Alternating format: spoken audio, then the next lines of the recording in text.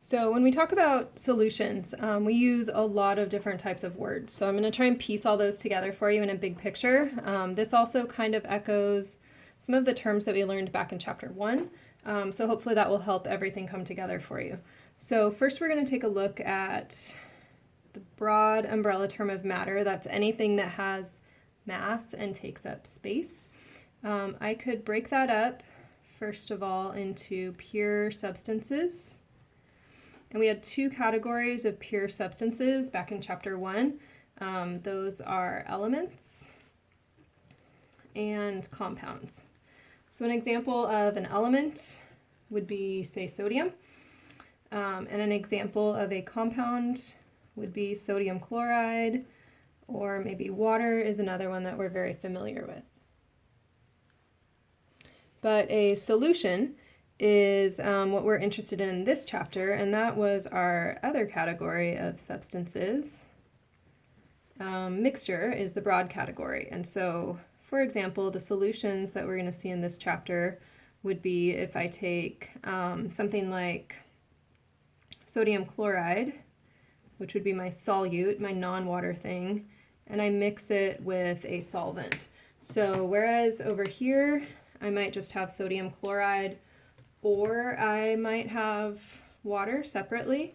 In a mixture, now all of a sudden I have both of those. So I have sodium chloride, my solute, and it's in the same exact container as my solvent. So within mixtures, we have two different types of mixtures. We have mixtures that are uniform all the way through, called homogeneous mixtures or homogeneous mixtures.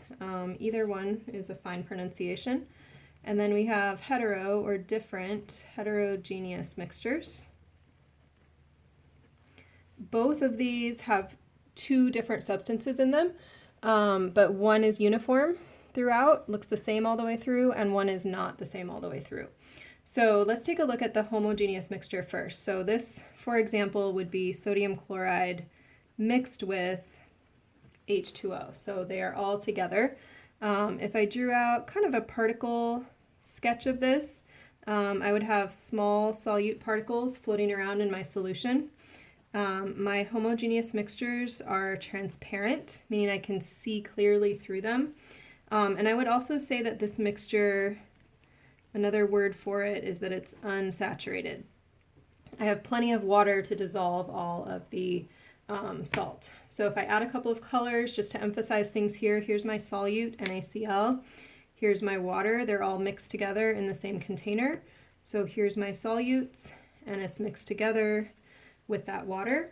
A couple of ways that I could talk about this. I could say that NaCl is soluble in water. In other words, it dissolves in water. Or another word for soluble is that it mixes with water or it dissolves in water. And we'll look at later that there are some intermolecular forces that are holding those two substances together. So there has to be some reason to hold these together. In contrast, a heterogeneous mixture still has to have two things to it. So you've seen these before, say oil with water. We know that those don't mix. So if I draw a little sketch of what that might look like, this would be still with some water, but oil molecules are much bigger. And so I would have my water, but my solute now, my oil is a whole lot bigger. And these two, I would see that I have my layers separate. I would call this a suspension. Suspensions could be two liquids, but could be solids where the solid settles to the bottom. And I would say that oil is not soluble in water, or oil does not mix with water. Another word for not soluble is insoluble. So I could say that the oil is not soluble with water. Now, somewhere sort of in between the two, I can also get a different kind of heterogeneous mixture, and that could be sodium chloride with water. again, but this is what would happen, and you can try this, feel like a chemist at home, if you dumped tons and tons and tons of salt in. So initially your salt would be able to dissolve. There would be enough water present to dissolve that salt, but as I keep adding salt, now I have too much solute. I start to run out of water to dissolve it, and so I end up with a bunch of sodium chloride solid sitting at the bottom. So this is solute that is still a solid, and this is called a saturated solution. And I have this under heterogeneous mixtures because now it's not uniform all the way through. I have the solid on the bottom and then the solute particles here. So now as a little glimpse of my pure substances, a mixture where I put two together, and the mixtures can be the same all the way through, or saturated and different, or they never mixed in the first place. So that's some of our terms for this chapter. So we're going to take these terms and we're going to just kind of zoom in a little bit. We're going to skip this slide for a moment and go to the one with the triangle on it, and take a closer look at this salt in water. So macroscopic, that's what we can see with our eyes.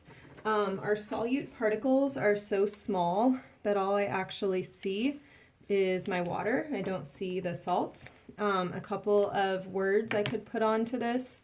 This would be a homogeneous mixture. It would be transparent. You can see clearly through it. Another word for this solution is that it is an electrolyte solution, and that means, like you saw in the other video, that it conducts electricity. And that's because we'll see down here I have ions in my solution.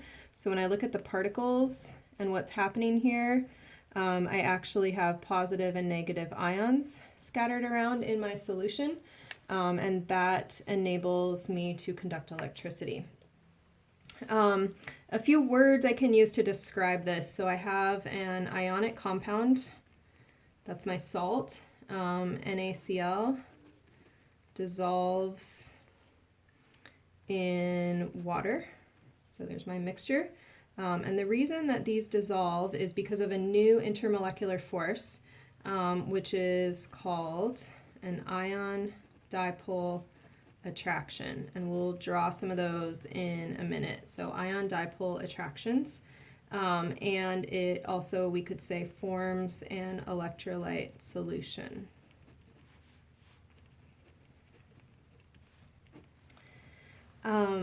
So this is what we see here. I can't see the solute because it's so small. If I can zoom in a little bit, those solute particles actually have charges on them. And here's a particle sketch. So if I start with just pure solid salt, and then I dissolve it and make it aqueous, I can see my ions get pulled out of the crystal lattice. And all these little water molecules, I'm not going to color all of them, the water molecules surround those ions and pull them out of the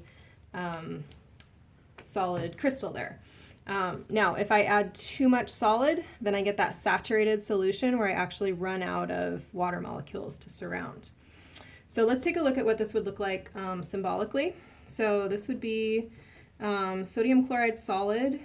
If I mix that with some water, then I get sodium ions and chloride ions. And if I want to see these ion dipole attractions, that's our new vocabulary word. I could write the symbolic version of my particles here. The sodiums are positive, so they will be attracted to the negative oxygens. And I'm looking here at the dipole, and I have an ion attracted to a dipole. Or I could have the chloride that is attracted to the hydrogens, which are slightly positive. And so again, I have an ion, and it's attracted to the partial positive hydrogen here. So those are ion dipole attractions. Those ion dipole attractions are the strongest intermolecular force we've seen. So even stronger than hydrogen bonding, because I have a whole ion here now. I don't just have some partial charges.